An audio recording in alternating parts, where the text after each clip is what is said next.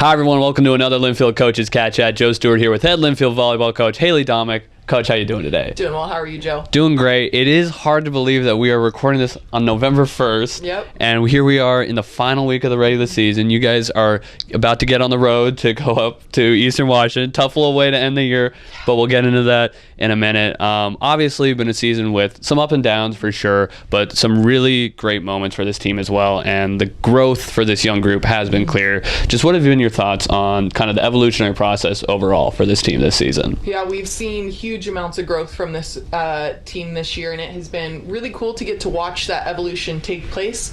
We've been playing scrappy defense. We've moved up in conference rankings. Our blocking's come along. Our attackers have gotten a lot smarter with their shots and shot selection.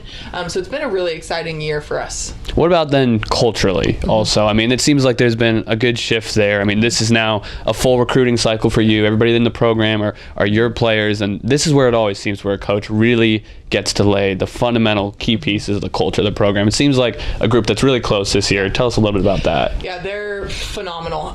They talk about spending time with each other outside the gym. A lot of them are roommates or live in the same halls together.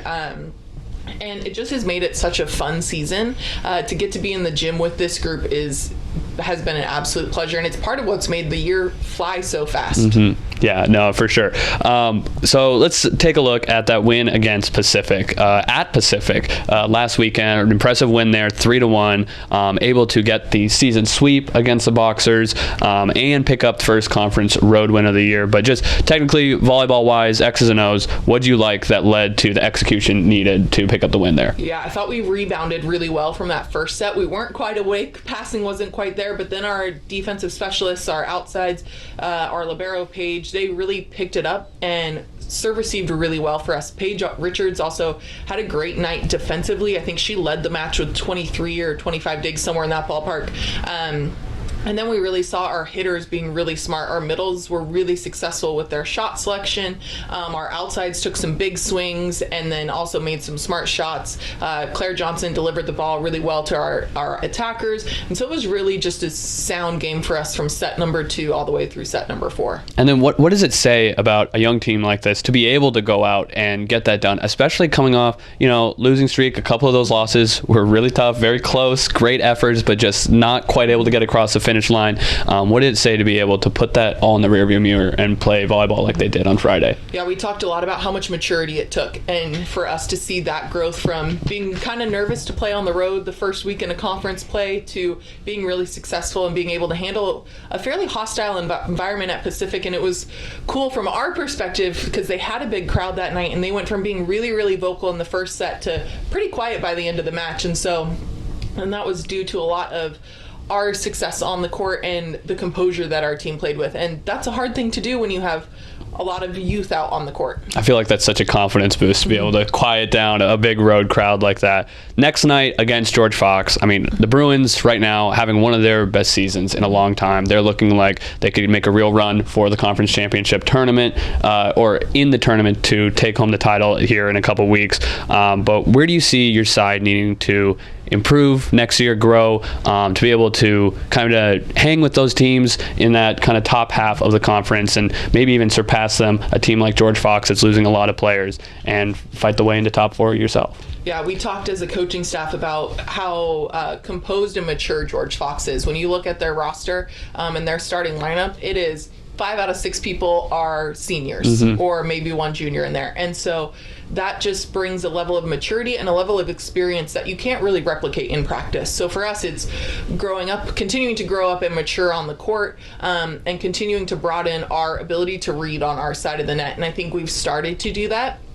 And part of that is just the time that it takes to be able to do so. Sure. Of course, that was also senior night and said goodbye to Marina, Erosa, and Claire Johnson. Obviously, 2 more matches coming up, but their final home matches there. Always a melancholy evening. But those two, just talk about what they've been able to do this year is kind of being, the seniors for this young team and helping lead the way for this growth that we've talked about. Yeah, Marina's been huge from a leadership perspective. She is one of our captains this year. She has come back from 2 major surgeries during the course of her career, and so she really is the heart and the soul of the team, and really has set the tone for what it means to be a Linfield Wildcat in our volleyball gym from a cultural perspective.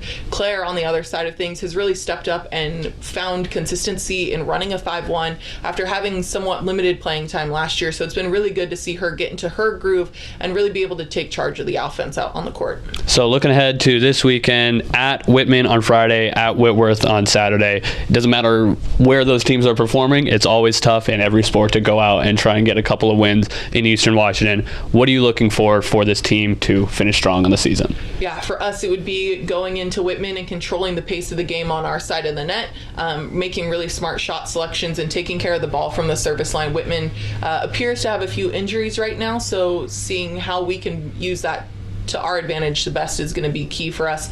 And then Whitworth is just they outsize us by a lot, and so it's how do we play against a really big block and a really consistent block, and then how do we bounce back from the big swings that we know they're going to be able to take. Well, hey, you pulled it off in that gym before. Why can't you do it again, right? Round 2. Once again, Wildcats wrapping up the season on the road at Whitman on Friday, at 7 o'clock at Whitworth on Saturday. Coach, thanks for the time, and great job this season. Thanks so much, Joe.